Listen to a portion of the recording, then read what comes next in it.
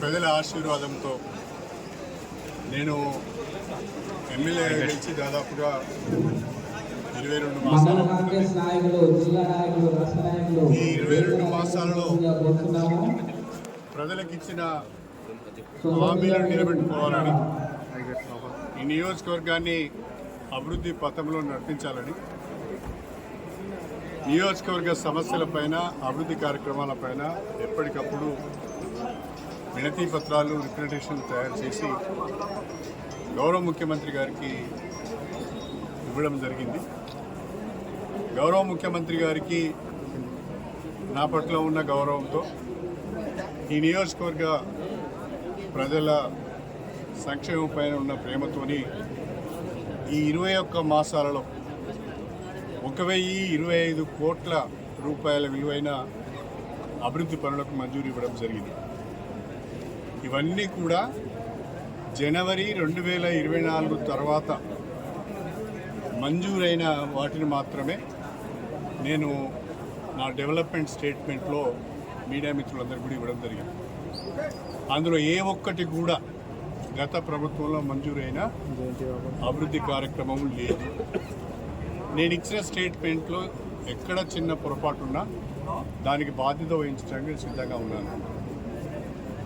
వాస్తవంగా ఉమ్మడి వరంగల్ జిల్లాలోనే అత్యధిక నిధులు తీసుకువచ్చి 21 మాసాలలో 1025 కోట్ల అభివృద్ధి నిధులు తీసుకువచ్చి బ్రహ్మాండంగా అభివృద్ధి కార్యక్రమాలు చేస్తున్నాం. కొంతమందికి అభివృద్ధి కనిపించడం లేదు. ఇవాళ స్టేషన్ గన్పూర్ నియోజకవర్గంలోని ప్రతి గ్రామంలో ఇందిరమ్మ ఇళ్ల నిర్మాణం జరుగుతున్నది. చిన్న గ్రామమైనా పెద్ద గ్రామమైనా తండా అయినా 5, 10, 15, 20 ఆ గ్రామ జనాభాను బట్టి ఇందిరమ్మ ఇళ్లను మంజూరు చేయడం జరిగింది. నియోజకవర్గంలోని ప్రతి గ్రామంలో ఇవాళ ఇందిరమ్మ ఇళ్ల నిర్మాణం జరుగుతుంది.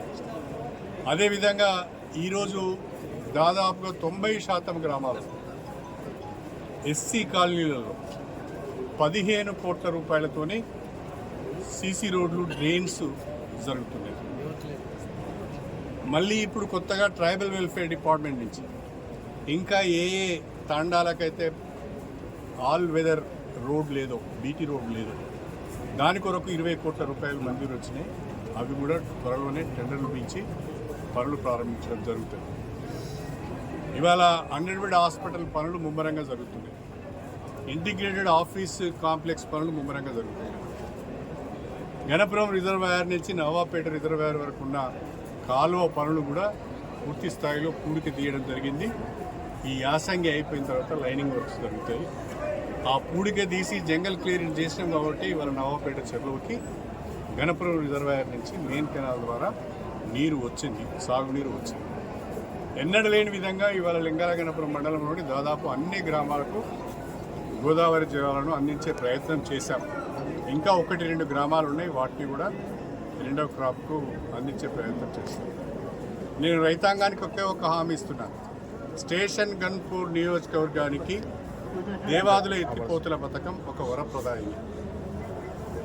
రెండవ పంటకు యాసంగికి కూడా గోదావరి నీళ్లు అందించే బాధ్యత నాది.